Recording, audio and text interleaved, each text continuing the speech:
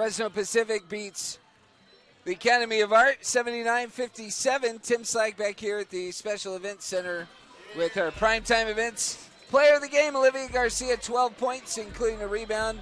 Knocked down a couple of threes early on, and you guys hit, 8 threes in this game. Let's go. But I thought your defensive effort really set the tone, and it seemed like that was what created a lot of possessions today. Yeah, no, we're definitely trying something new. Lydia Manu is a freaking maniac. She's making everyone look good on the court right now with all her deflections, all her steals. But yeah, we really ramped up the pressure. We didn't want the same outcome coming out into the third quarter of them kind of getting closer to our lead. But yeah, just a wonderful team effort today.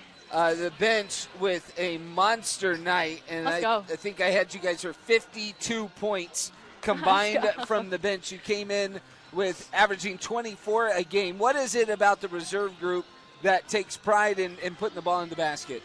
Tim always says bench explosions, and anybody, any night, I think the best thing that we do is play hard every night, and that's obviously showing on the stat board, but I'm just so happy for the girls. Our defensive pressure tonight was elite.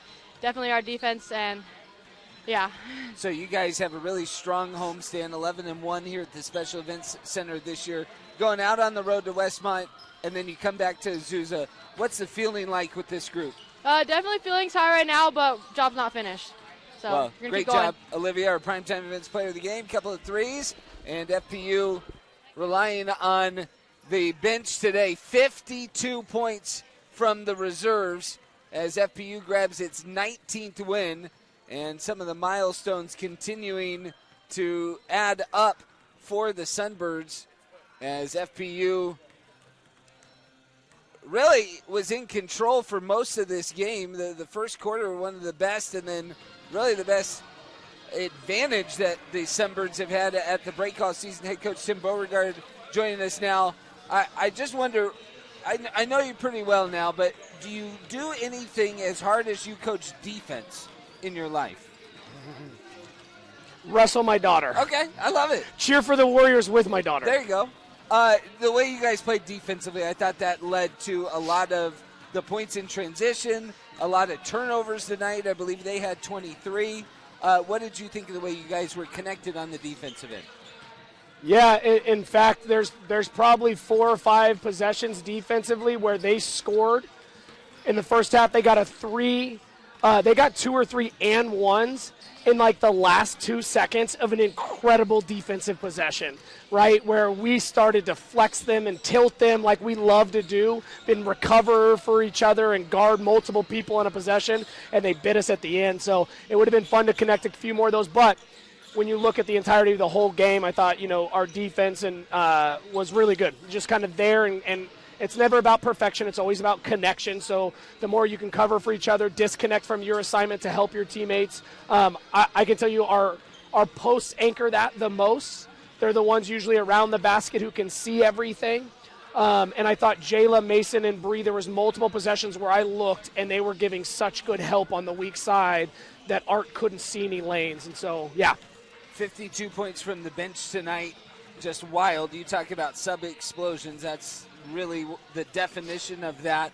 What did you think of the way the reserves came in? I think 3 of your 5 double figures came off the bench tonight with Garcia, Manu, and Jayla Green. Yep.